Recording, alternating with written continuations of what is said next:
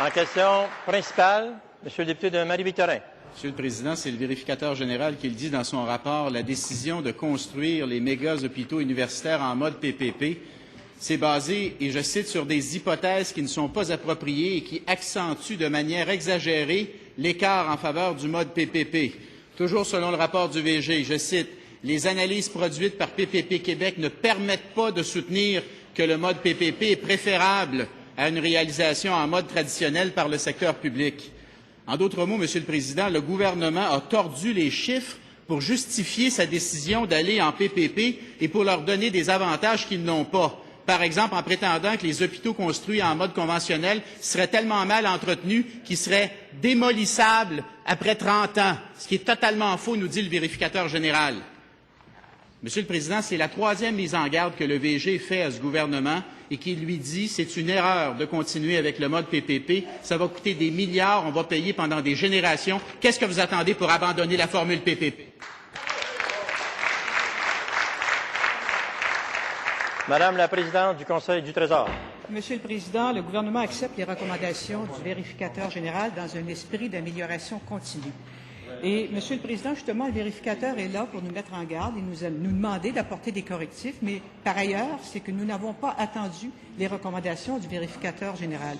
Très rapidement, Monsieur le Président, lorsque j'ai été responsable, on m'a assigné la responsabilité de l'infrastructure, j'ai immédiatement nommé un nouveau président directeur général. J'ai déposé ici en cette Chambre un projet de loi numéro 65 dont tous les articles ont été adoptés en commission parlementaire et je compte sur l'opposition pour pouvoir l'adopter d'ici la fin de la session. Je déposerai une nouvelle politique pour encadrer l'ensemble des grands projets afin d'allier rigueur, cohérence et s'assurer que tout sera fait dans selon les grands standards de qualité et de gestion, Monsieur le Président. J'ai même, à la suggestion du député de Richelieu, accepté que l'on puisse avoir à Infrastructure Québec deux comités, un comité selon directive, un comité de vérification et de rémunération. En plus, Monsieur le Président, j'ai nommé un conseil d'administration, je nommerai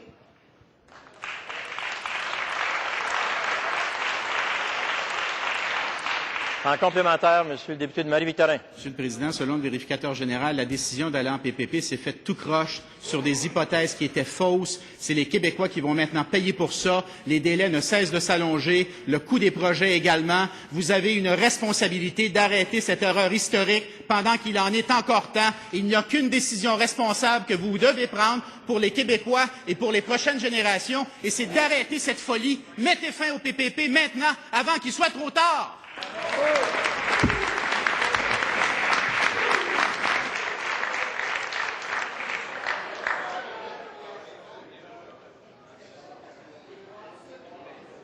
S'il vous plaît. Madame la ministre, présidente du Conseil du Président, Trésor. je vais compléter ma réponse. Nous avons prévu également dans le projet de loi la nomination sur le conseil d'administration de 5 hauts fonctionnaires du gouvernement, justement dans le but d'être nos oreilles et nos yeux. Et en plus de ça, Monsieur le Président, ces hauts fonctionnaires pourront en plus donner des directives, c'est-à-dire pourront conseiller le gouvernement.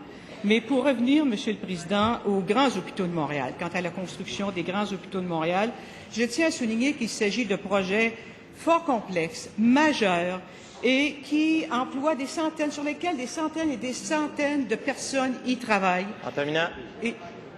Donc, Monsieur le Président, nous avons fait des choix et nous les assumons.